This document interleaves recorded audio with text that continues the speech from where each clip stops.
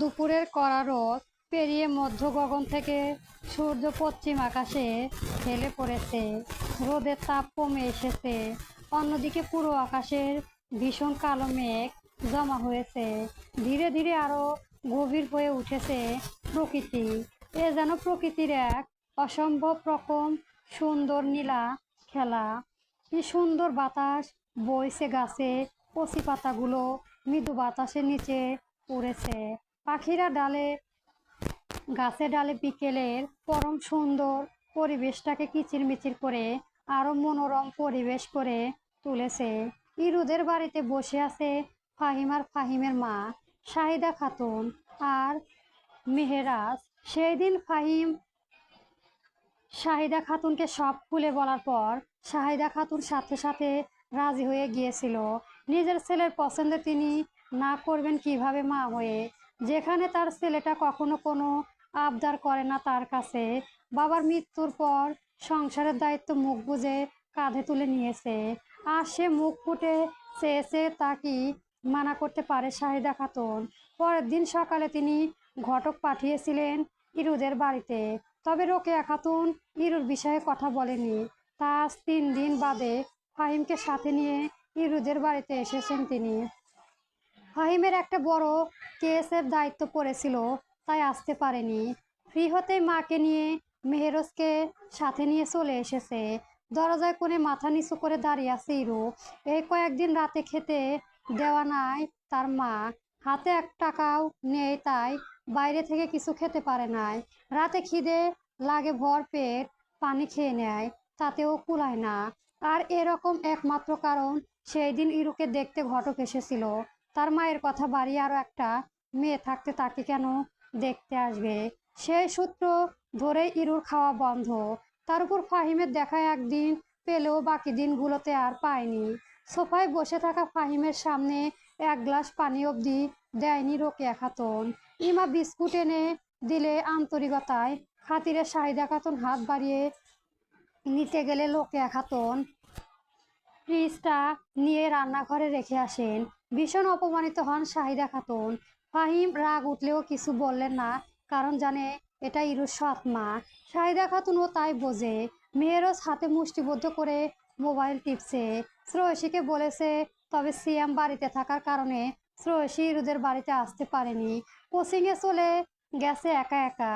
বেশ কিছুক্ষণ চুপ থাকার পর শাহিদা খাতুন নিজের ছেলের মুখের দিকে তাকিয়ে আর দূরে দাঁড়িয়ে মাথা নিচু করে থাকা ইরুর দিকে তাকায়। মেয়েটাকে বেশ মনে ধরেছে তার, খুব শান্তশিষ্ট। ছেলের পছন্দ আছে মানতে হবে। শাহিদা খাতুন রোকেয়ার দিকে তাকিয়ে গলা পরিষ্কার করে বলে, আপা, তাহলে আসল কথা আসা যাক। অনেকক্ষণ তো সময় পেরোলো। রোকেয়া খাতুন মনোযোগ দিয়ে টিভি জুড়ে জি বাংলা সিরিয়াল দেখছে। পাশে নতুন মেহমান, সেদিকে তার খেয়াল নেই। ইমার ইরু লজ্জায় মাথা কাটা যাচ্ছে। যদিও মেহেরজকে দেখার পরপর ইরাম মনে ধরে গিয়েছে। কেমন ড্যাশিং লুক, একদম পারফেক্ট ম্যানারলি ভাব আছে লেটার্স ভেতর।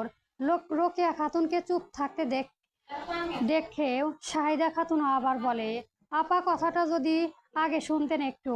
এবার রোকেয়া টের ঢোর চোখে শাহিদা খাতুনের দিকে তাকায়। দূরে চেয়ারে বসে ইব্রাহিম বিস্কুট খাচ্ছে। টিভি স্নাইট অফ করে রোকেয়া বলে, কেন, কথা একটু তাড়াতাড়ি বলেন, আমার সিরিয়াল শেষ হয়ে যাবে। রোকেয়া খাতুনের কথায় বেশ বিরক্ত হলো ফাহিম। শাহিদা খাতুন আর অপমানিত হলেন। তাদের থেকে সিরিয়াল বড় হলো এই মহিলার কাছে। তাও ছেলের মুখের দিকে তাকিয়ে সব হজম করে বললেন, আসলে আমার ছেলে আপনার মেয়ে ইরুকে ভালোবাসে, আর ইরু মাও আমার ছেলেকে ভালোবাসে। আর আমার ছেলে তো প্রতিষ্ঠিত। যেহেতু দুজন দুজনকে ভালোবাসে, তাই আপনার মেয়ের হাতটা চাইতে এলাম। আশা করি নিরাশ করবেন না। ভালোবাসে। রোকেয়া খাতুনের কণ্ঠে রসিকতা টেনে ইরুর দিকে তাকায় ইরু। চোখে চোখ পড়লে ইরু মাথা নিচু করে নেয়।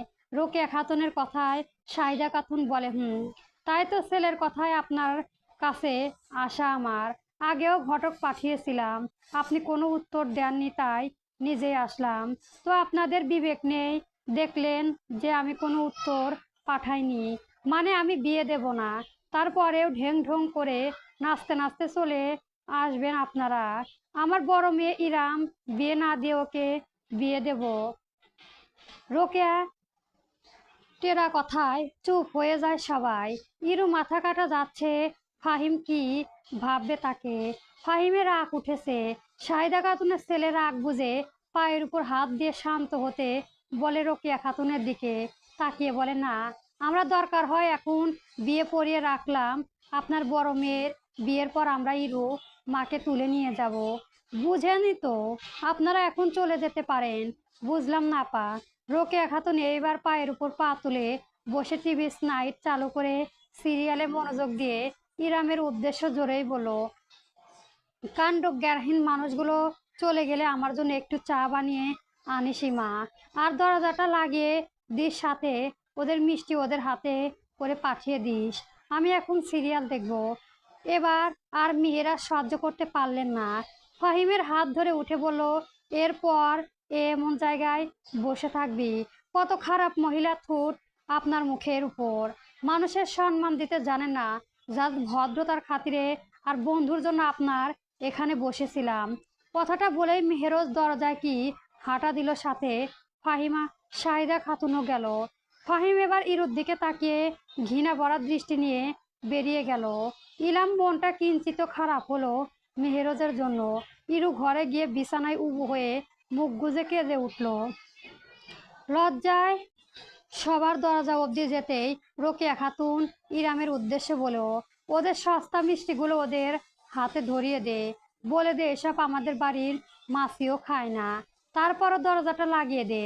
মায়ের কথা ইরাম মিষ্টির বক্সটা এগিয়ে নিয়ে দরজার দিকে ফাহিমের হাতে দেবে।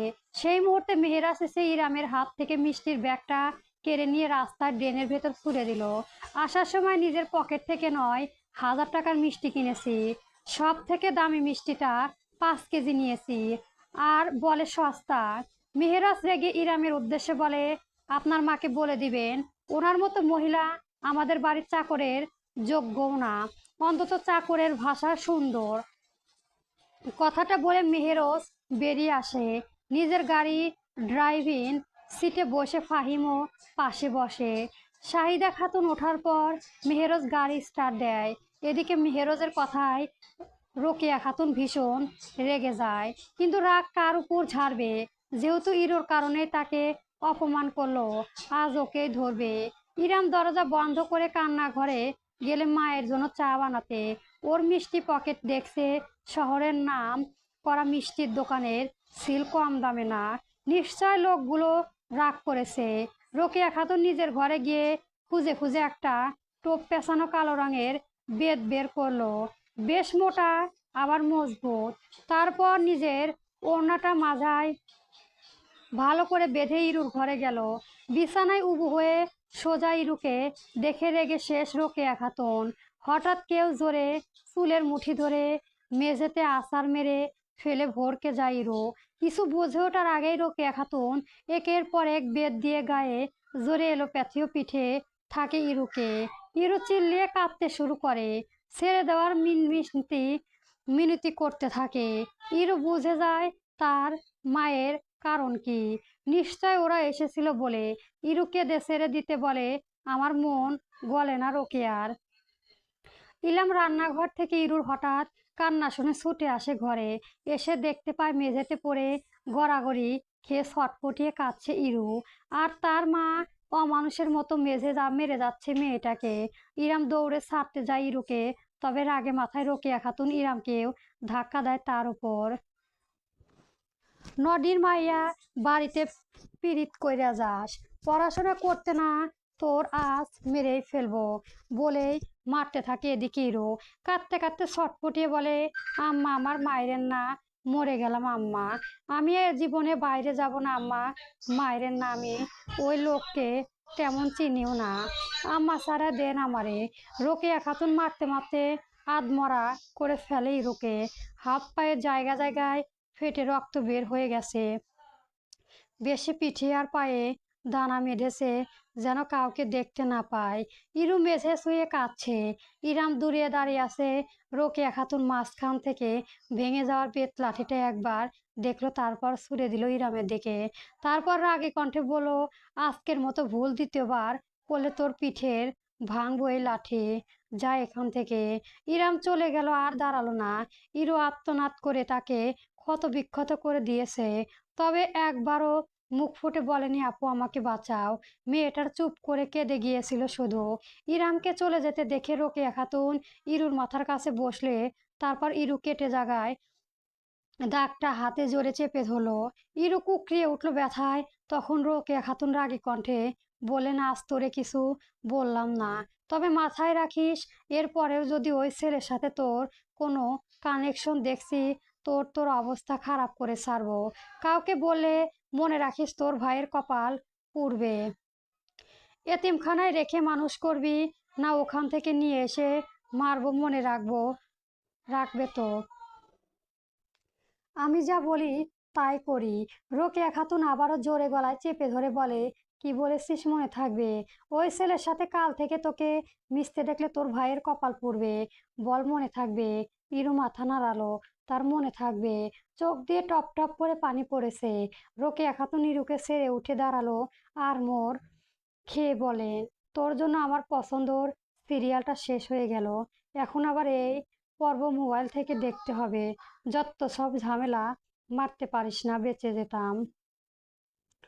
কথাটা বলেই রোকেয়া খাতুন চলে গেল, ফেলে রেখে গেল মা মরা এতিম মেয়েটাকে, যার কেউ নেই। একমাত্র ভাইটাকে এতিমখানায় দেওয়ার নাম করে কোথায় রেখেছে ইরু জানে না, তবে মাঝে মাঝে কথা হয় ভাইটার সাথে, এতে ইরু খুশি। আর বাবা তো খোঁজই নেয় না। ইরু মাঝে মরে যেতে ইচ্ছে করে মাঝে মাঝে, তবে মরার মতো সাহস পায় না। কিভাবে পাবে এই জীবনে কষ্ট তাগে দিয়ে মুক্তি পেতে? মরে জায়গা, তারপর জীবন কষ্ট পেবে, ওখান থেকে তো মুক্তির রাস্তা নেই। ইরু ফুপিয়ে ওঠে। ফাহিমের উপর বড্ড অভিমান জমলে মেয়েটা। খুব অন্ধকার ঘর, চারপাশে দেওয়ালের ফেরি লাইট ঝোলানো রং বেরঙের, সাথে নানান রকম মুখধরণী মানুষের ছবি অ্যালামবাট করে লাগলো। ঘরে এক পাশে লম্বা একটা টেবিল, এক দেওয়াল থেকে অন্য দেওয়ালে লেগে আছে। টেবিলের এক পাশে পিসি রাখা, অনেকগুলো কম্পিউটার স্ক্রিনে বিভিন্ন কেউ টাইপ হচ্ছে সেখানে। আর অন্য পাশে বিভিন্ন ফাইল আর কয়েকটা নামি দামি বন্দুক রাখা, সাথে জুকার এর মুখোশ। কম্পিউটার স্ক্রিনের সামনে রিভলভারি চেয়ারে বসে আছে জুকার এর মাস্ক পরা এক ব্যক্তি। কম্পিউটারে অটো টাইপ করে যাচ্ছে সে, হাতে যেন আলতো গতিতে ছুটেছে এক কিবোর্ড থেকে অন্য কিবোর্ড। কানে হেডসেট লাগানো, তাতে কল এসে তুহিন। লোকটি এখন কল এর তুহিনের সাথে কথা বলছে আর আগামীকালের সিএমের সকল লোকেশন ট্র্যাক করেছে। বেশ খানিকক্ষণ কম্পিউটারে সার্চ করার পর শব্দ করে পাশের টেবিলে খালি অংশে চট দিয়ে রিভলভিং চেয়ার ঠেলে দূরে সরে এলো লোকটি। তারপর হেসে উঠল। ওপাশ থেকে তুহিন বেশ বিভ্রান্ত হলো লেটিস হাসি দেখে, তাই প্রশ্ন করে বসলো, হাসছিস কেন, পেয়েছিস? লেটিস অনেকক্ষণ হাসলো। তার হাসি দেখা টেবিলের ওপর থাকে AI ইনস্টেলিজেন্স রোবট।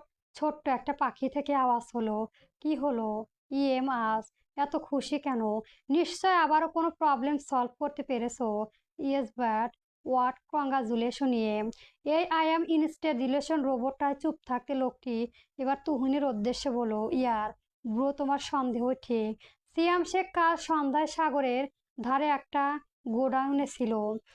চরের এক্সট্যালি বলা যাচ্ছে না কোনটা, আর আগুনের পোড়া বাড়ির জায়গাটাও ছিল, বাট অন্য কোথাও তার লোকেশন নেই। সো সে মিথ্যে বলেছিল, তার সুপারিশে কোনো কাজ নয়, সে অন্য কাজে গিয়েছিল। হাতে হতে পারে মানুষগুলো মরতে, তবে নজর রাখতে হবে। কথাগুলো এক নিঃশ্বাসে বলে থামলো লোকটি। লোকটির কথা তোহাও শুনে গ্রুপে কল করে থাকায়, এমনকি মেহেরোজ, ফাহিম এ বন্ধন, তাদের আরো দুজন বন্ধুও শোনে। সবার নজর গিয়ে পড়ে সিএম এর ওপর। তুহিন লোকটিকে খোঁজে নিতে বলে, কল কেটে দেয়। তারপর গ্রুপের আলোচনা শুরু করে। ঠিক সেই সময়ে ঘরে আসে সিয়াম। তোহার কানে ইয়ারফোন থেকে অবাক হয়। তোহা খুব মনোযোগ দিয়ে মোবাইলে কিছু একটা দেখছে বলে মনে হওয়ার পা টিপে এগিয়ে যায় সেই দিকে। তারপর তোহার সামনে গিয়ে টান মেরে মোবাইলটা নিয়ে নিজের দিকে ঘোরে সিয়াম। সাথে সাথে চোখ বড় হয়ে যায় সিয়ামের, চোখগুলো লাল টক বগে হয়ে উঠল। পরবর্তী গল্প পেতে আমার চ্যানেলটি সবার আগে সাবস্ক্রাইব করে রাখবেন। ধন্যবাদ। গল্প লেফটেন্যান্ট মেহেরাজ মির্জা চলবে।